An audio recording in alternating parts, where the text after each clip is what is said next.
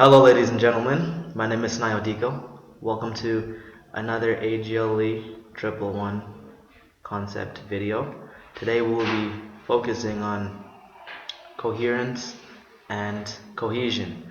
Now, when we speak about coherence, it comes down to, do we understand what is happening and are we aware? When we apply this to text, it comes down to, do we understand what is happening in the text and are we aware of the concepts the text is trying to get across?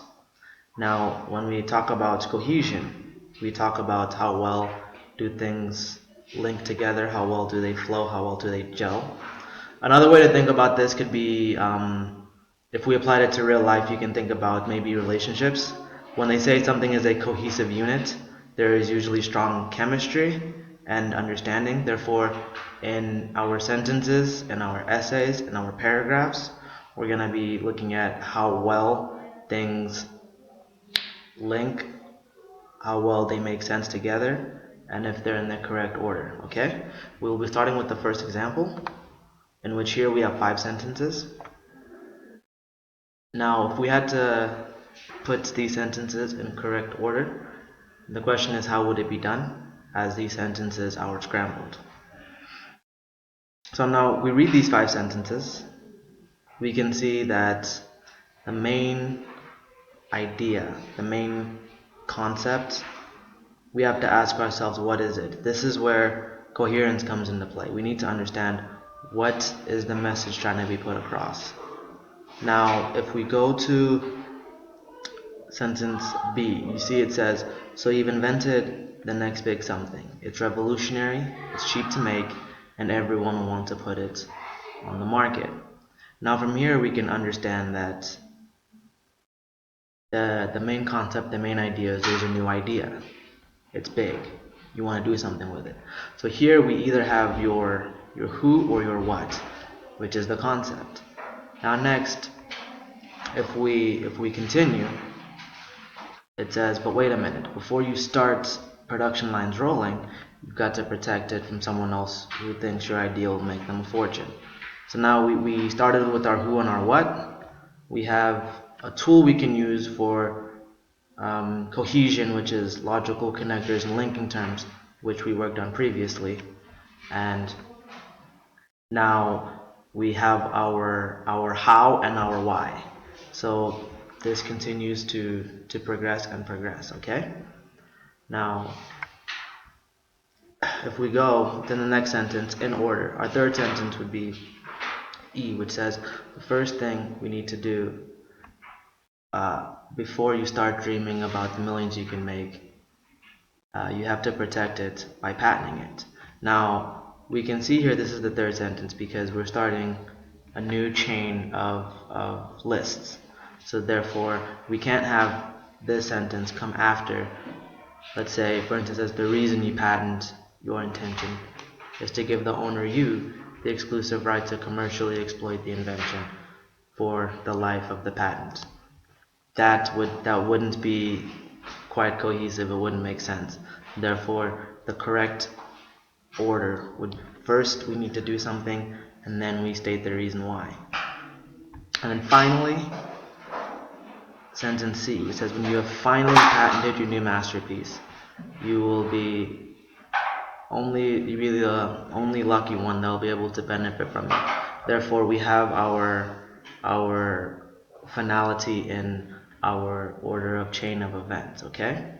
So this is how we can find order and structure in sentences. First, we have to think about cohesion. Ask yourself, do I understand what is happening? Does it make sense?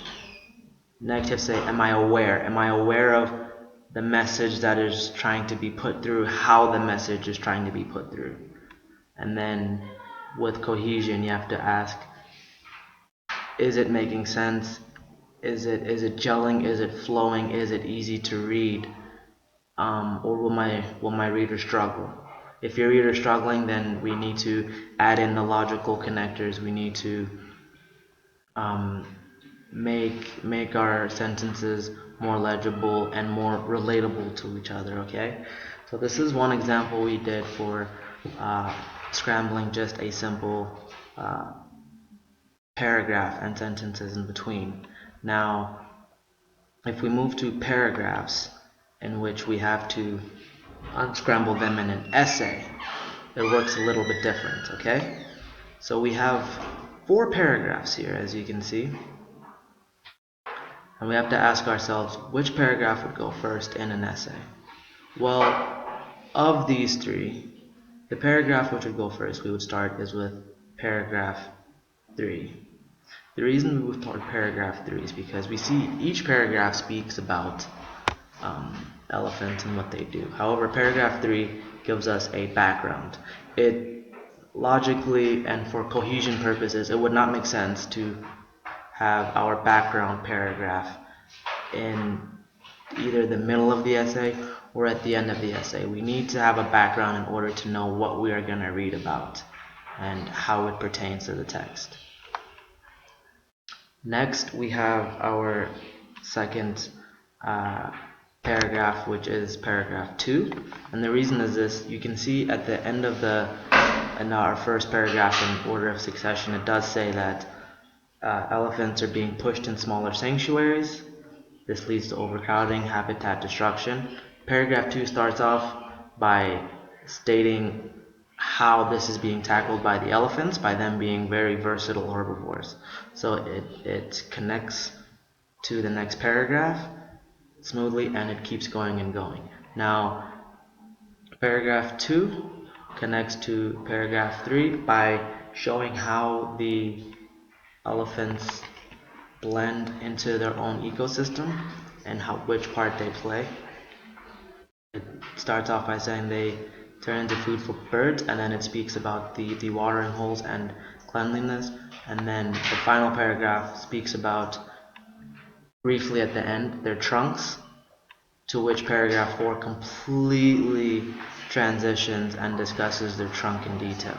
Therefore, we have our transition tools. If you see the end of the first paragraph speaking exactly about trunks and the final paragraph speaking exactly about trunks, therefore if we use these tools, we should be able to understand and break down the cohesion and coherence of not only paragraphs but also essays and other research papers. Thank you for your time and watching this video. Hopefully I can see you for the next one. Have a good day.